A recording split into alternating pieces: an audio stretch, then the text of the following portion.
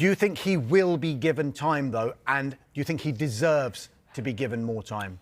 On the basis of his work at Spurs this season, you can't make any argument that he deserves it. And there's a bit of a thing with Frank, I suppose, in that we've certainly seen it. Because we would have dealt with him at Brentford, and he was so, in contrast now at Spurs, he was so expansive after he was willing to just talk so intelligently about football. We're not he looks like a different figure at Spurs now. As regards get toxic enough to force the owners, and that's where we are now. I think that's touching on what Johnny said there about the kind of where it gets into end game for a manager, and it's almost like everyone is in a bit of a holding pattern now until the situation gets so bad and it gets so toxic that they have no choice. There was a danger it would, though, wasn't it? Yeah, particularly at half-time. Yeah, absolutely. And I think there's been a bit of a debate around Spurs over the last 12 or 14 hours since the game ended about how much of this was Frank and how much was the players taking matters into their own hands. We should say about Villa's performance, but especially in the first half, just the sharpness and coherence of Villa in contrast to what Spurs were. Of events, Liverpool have completed the signing of Brentford winger Brian Mbeumo for a staggering £85 million. The Cameroon international, known for his pace, summer transfer window. The 25-year-old enjoyed a standout season with Brentford, contributing 10 goals and 6 assists.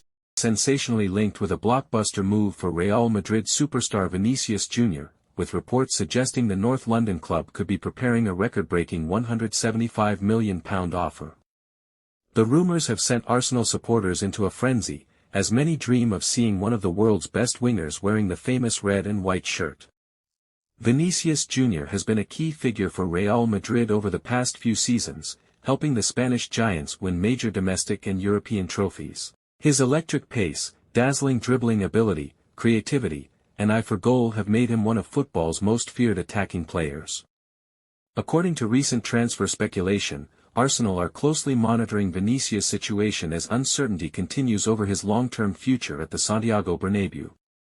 While discussions over a new contract at Real Madrid have reportedly taken longer than expected, several elite European clubs are believed to be keeping a close eye on developments. Mikel Arteta is determined to build a squad capable of dominating both the Premier League and the UEFA Champions League.